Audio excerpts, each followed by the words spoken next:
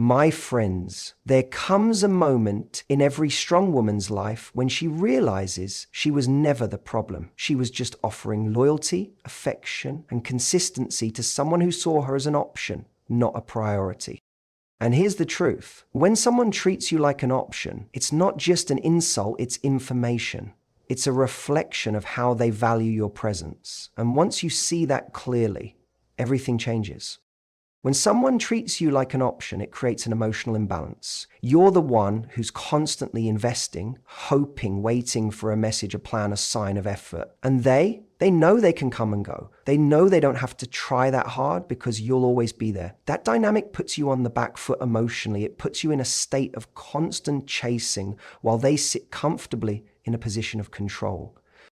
But here's the moment that changes everything, when you finally realize that you get to choose. You're not at their mercy. You're not waiting to be chosen. You stop asking, why doesn't he see my worth? And start thinking, why am I giving so much of my energy to someone who doesn't show up for me? That's where the emotional power shift begins.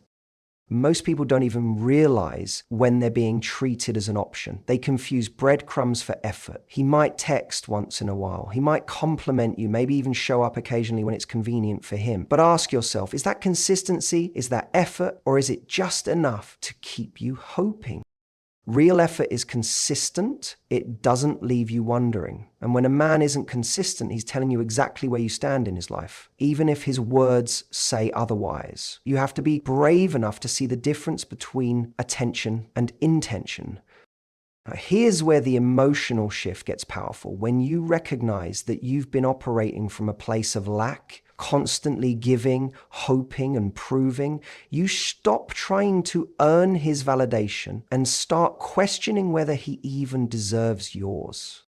This isn't about playing games. It's not about manipulating him into chasing you. It's about stepping back into your own emotional center and asking, how do I want to be treated? What do I truly need? Because when you stop prioritizing someone who doesn't prioritize you, your life starts to realign. It might feel strange at first. Pulling back feels uncomfortable, especially when you've built a habit of overextending yourself. You'll be tempted to check in, to send that message, to make it easier for him to stay connected. But every time you resist that urge, you're reclaiming a piece of your power. You're teaching yourself that your peace is more important than his attention. And when he feels that shift, when he senses that he's no longer the center of your emotional world, that's when the dynamic truly changes. He may start reaching out more. He may even panic because people notice when their comfort zone is taken away. But that's not the point. The point isn't to hurt him or to teach him a lesson through pain. The point is that you're done letting someone else's half-hearted effort dictate your emotional state. You get to walk away, not out of anger, but out of clarity, because your value was never up for debate. And the second you stop fighting for a spot in someone else's life, you start making space for people who see you, choose you, and show up for you. That's the emotional power shift. It's quiet, it's steady, but it's life-changing.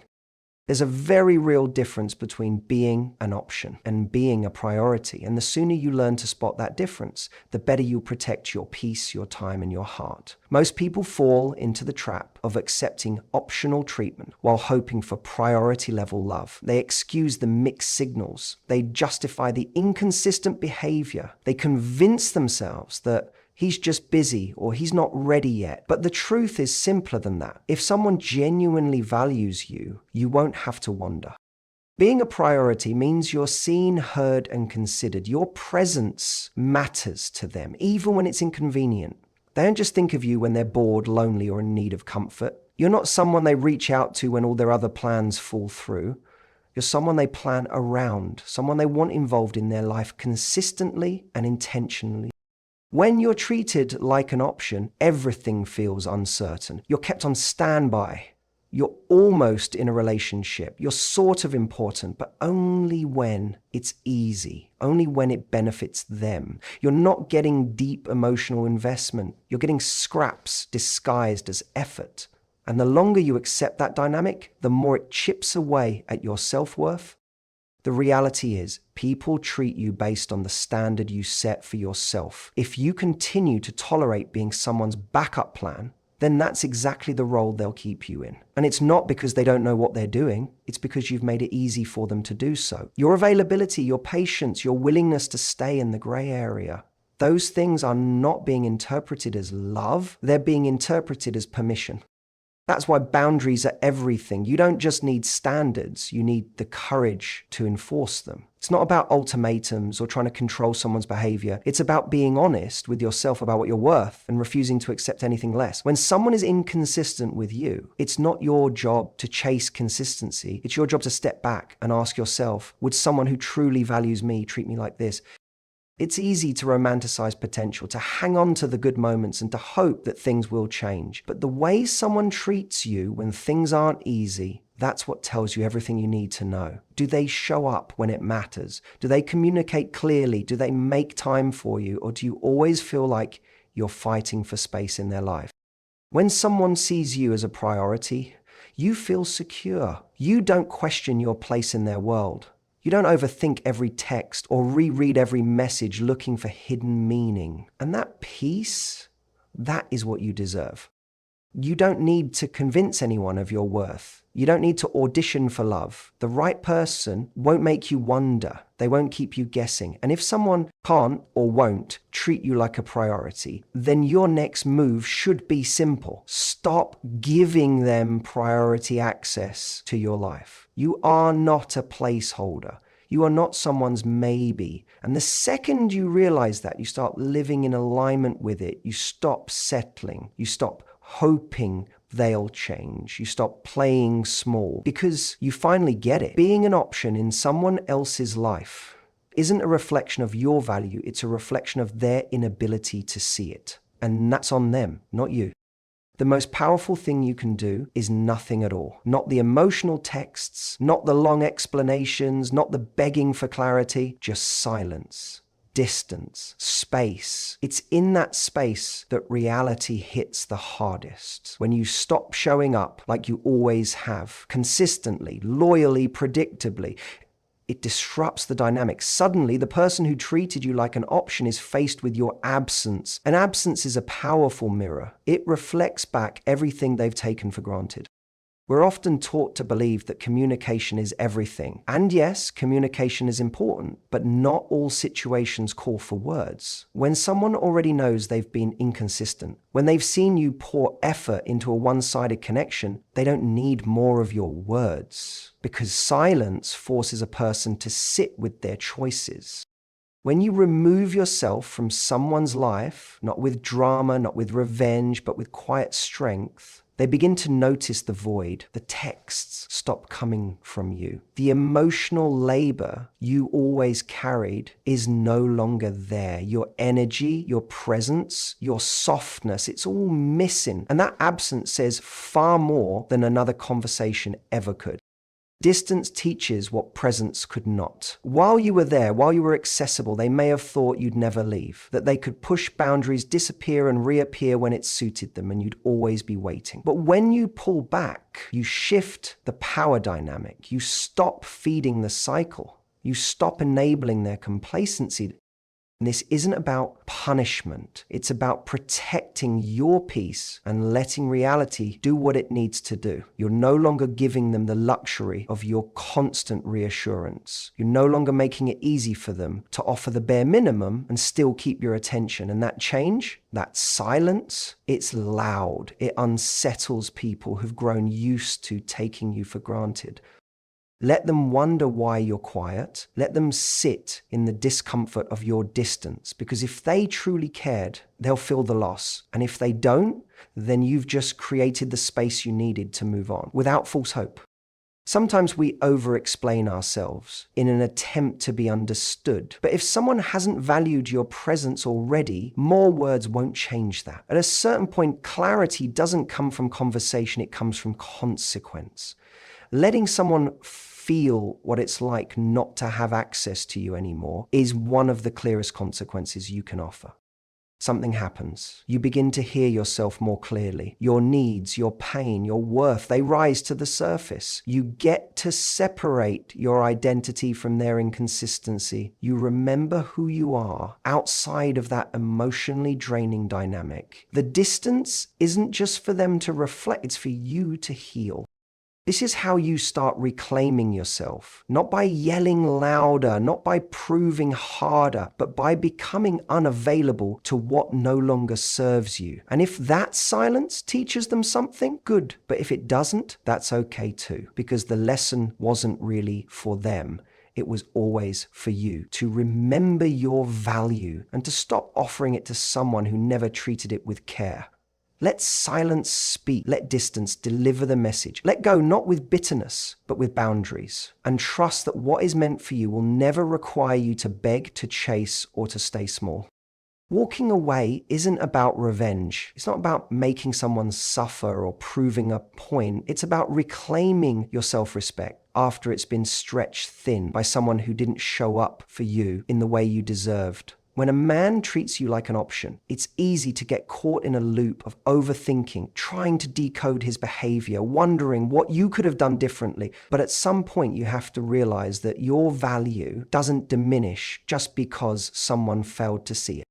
Leaving isn't about punishing him, it's about protecting you. It's about no longer participating in something that's hurting you. You're not walking away to make him feel pain. You're walking away because you finally realize that you've been living in pain long enough. That constant uncertainty, that emotional exhaustion from giving too much and receiving too little, it's been costing you more than the relationship was ever giving. When you finally choose to stop showing up for someone who didn't consistently show up for you, that's not bitterness, that's growth, that's clarity. The pain he may feel as a result isn't something you aimed for. It's a natural consequence of losing someone who gave him too many chances. It's what happens when someone finally experiences the absence of what they assumed would always be there. And that's key. He didn't think you'd walk away. He thought your patience would stretch forever. He thought your heart would always stay open, no matter how coldly he treated it. But love without respect is manipulation. Connection without consistency is confusion. And your healing begins the moment you stop allowing either. Reclaiming your self-worth doesn't come from a big dramatic exit. It comes from the quiet decision to stop showing up for someone who left you guessing more than they gave you answers. It comes from realizing that being strong doesn't mean staying and enduring. Sometimes real strength is found in the leaving, in knowing that you still care, but you care about yourself more now.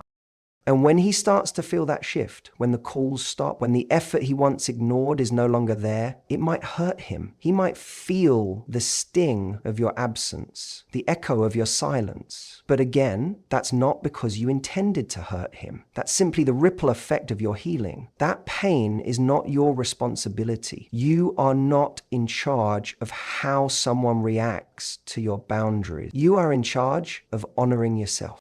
You're not leaving to make him regret. You're not moving on to make a statement. You're doing it because you finally realize that staying would be betraying yourself. And that's the moment everything changes. Because when you make that choice, you start sending a different message, not to him, but to yourself. You're no longer available for half love, for broken promises, for almosts. You become unavailable to people who don't know how to value you. And that's when your world begins to shift. People will treat you the way you treat yourself. And when you walk like you know your worth, you stop attracting the kind of energy that thrives on your doubt. But with grace, let your actions speak the truth you've known all along, that you deserve more. And if he feels the pain of your absence, so be it. Let it teach him something, but let it also remind you of everything you finally decided to no longer tolerate. That's not revenge, that's self-respect. And it's the most powerful move you'll ever make. There's a question that quietly haunts many people after they've been treated as an option. Why wasn't I enough? It's the question that keeps you up at night, that fills your head with doubts, that pushes you into comparing yourself to others. You start looking for flaws, overanalyzing conversations, searching for answers in places that only bring more pain. But the truth is, that question is rooted in the wrong mindset. It's not about whether you were enough. It's about why you allowed someone to give you less than you deserve and called it love. The problem isn't your worth, it's the position you allowed yourself to be placed in. You could be the most thoughtful, loyal, and emotionally intelligent person in the world, but if you're offering all of that to someone who doesn't value it, it will feel like you're constantly coming up short, not because they were never equipped or willing to meet you where you are. So instead of asking, why wasn't I enough for him? Start asking, why did I stay where I had to question my value? That one shift changes the entire narrative. It puts the focus back where it belongs, on your choices, your growth, your healing. Because love is not a game of proving yourself. The right relationship doesn't require you to audition. The right man doesn't leave you feeling like you're in a constant competition for his time, his effort, or his attention. He doesn't make you wonder where you stand. He makes it clear. When someone gives you the bare minimum and you accept it, you begin to internalize that as your standard. Over time, it can wear down your confidence, your voice, your ability to recognize what healthy love even looks like. You start settling for crumbs, telling yourself it's just a rough patch or that things will get better. But often, what you're calling potential is really just emotional inconsistency dressed up in hope. That's why reframing the story is so important, because as long as you keep asking what you could have done better to keep someone who never tried to keep you, you're missing the real lesson. The lesson isn't how to become more lovable for the wrong person. The lesson is learning to walk away from anything that makes you forget how lovable you already are. The moment you stop seeing his inability to commit as a reflection of your worth, you free yourself from a cycle that was never yours to fix. His confusion, his lack of effort, his emotional unavailability, that's not your burden to carry. That's his journey. And maybe one day he'll realize what he lost. Maybe he'll grow, maybe he won't. But by then it won't matter, because you won't be sitting in that same place waiting to be chosen. You'll be busy choosing yourself. You are not someone's almost. You are not someone's second thought. You were always enough. He just wasn't capable of receiving the kind of love you offered. And that's okay.